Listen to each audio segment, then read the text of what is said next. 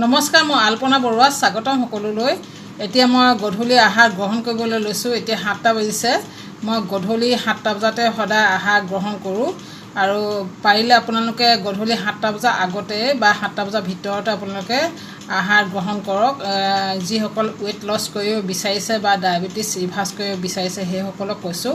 সাধাৰণতে জেনেৰেলি সাধাৰণ মানুহ গধূলিতে আহাৰ গ্ৰহণ কৰিব লাগে, কিন্তু আমি এটা ডায়েট ফ'ল' কৰিব লাগে।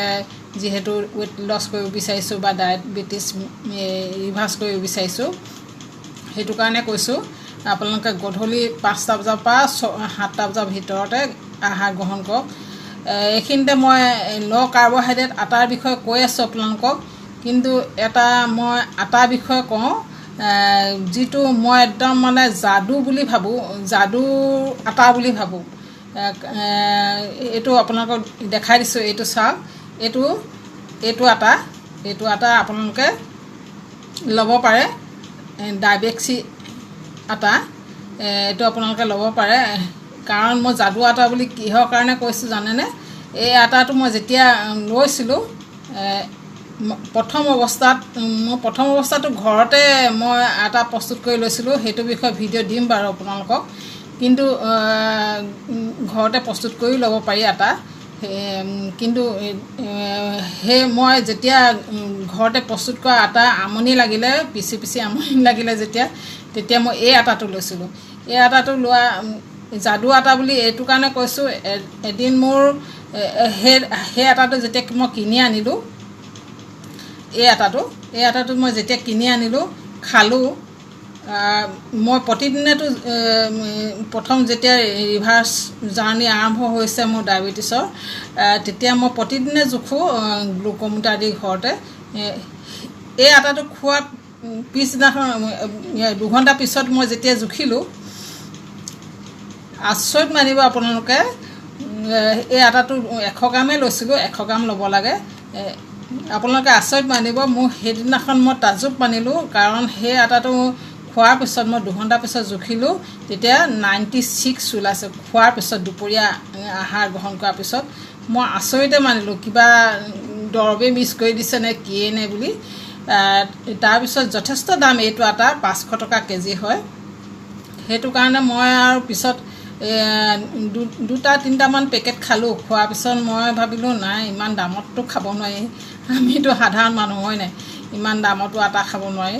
সেইটো কাৰণে বাদ দিলোঁ আৰু সেইটো আটা খাবলৈ। এতিয়া মই যিটো আটা খাই আছোঁ সেইটো দাম যথেষ্ট কম, ইয়াৰ 50%ও নহয়। সেইটো কাৰণে কৈছোঁ এই আটাটো আপোনালোকে যদি পাৰে কিনক, খাব পাৰিব। এইটো কথাই ক'লোঁ আপোনালোকক। তাৰমানে যাদুকৰী আটা বুলিয়ে ক'ব পাৰি। মই কিন্তু খাই একদম মানে তাজ্জুব মানিলোঁ। প্ৰথম দিনাখন খোৱাৰ পিছত আমি সাধাৰণতে ডায়েবেটিছসকলে যেতিয়া আমি খোৱাৰ পিছত যেতিয়া জোখোঁ, তেতিয়া কিমান ওলাব লাগে আৰু 140 ওলাব লাগে, হয় নাই? কিন্তু এইটোত 96 ওলাইছে।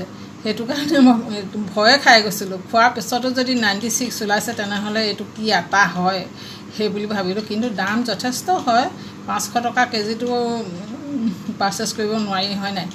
সেইটো কাৰণে মই এৰি দিলোঁ আৰু 3-4 পেকেটমান খাই পেলাই এৰি দিলোঁ। এতিয়া মই যিটো আটা ৰুটি খাই আছোঁ আপোনালোকক ভিডিঅ' দি আছোঁ, আৰু এই আটা বুলি কোৱাৰ লগে লগে মোৰ ৰুটি আহি গ'ল। এয়া চাওক, মই এয়া লৈছোঁ, 2খন ৰুটি লৈছোঁ। চয়াবিন আটা আৰু ল' কাৰ্বহাইড্ৰেট আটা মিলাই লৈ পেলাই এইটো ৰুটি প্ৰস্তুত কৰিছোঁ। মই 2খনেই লওঁ, 100 গ্ৰামৰ ভিতৰত 2খন ৰুটি ধুনীয়াকৈ হৈ যায়। পাৰিলেতো আমি কমটিকৈও খাব লাগে।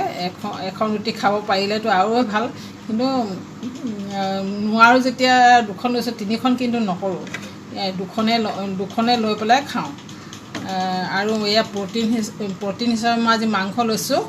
মাংস আমাৰ 0 কাৰ্বহাইড্ৰেট হয়। যিসকলে ডায়েবেটিছ ৰিভাৰ্ছ কৰিব বিচাৰে বা ৱেইট লছ কৰিব বিচাৰে, তেওঁলোকৰ ডায়েট যিটো চাৰ্ট হ'ব, তাত তেওঁলোকে প্ৰ'টিন ল'বই লাগিব, কাৰণ প্ৰ'টিনে আমাৰ মাংসপেশী গঠনত সহায় কৰে। যিসকল নিৰামিষ সেইসকলে পনীৰ, চয়াবিন আদি ল'ব পাৰে। এয়া ক'লোঁ। আৰু মই এয়া দাইল লৈছোঁ, চিম্পুলকৈ লৈছোঁ, একো বিশেষ একো নাই। মই চব্জি নাই লোৱা। এয়া মই দেখাইছোঁ, মই চব্জি নাই লোৱা। দাইলো আপোনালোকে কমকৈ ল'ব। চব্জি যে খাবই লাগিব সেইটো কথা নহয়, কিন্তু চব্জি খাই পেলাই আমি পেট ভৰোৱাটো যথেষ্ট ভাল। চব্জিত কাৰ্বহাইড্ৰেট মাত্ৰা খুব কমকৈ থাকে, সেইটো কাৰণে চব্জিয়ে পেট ভৰাব লাগে।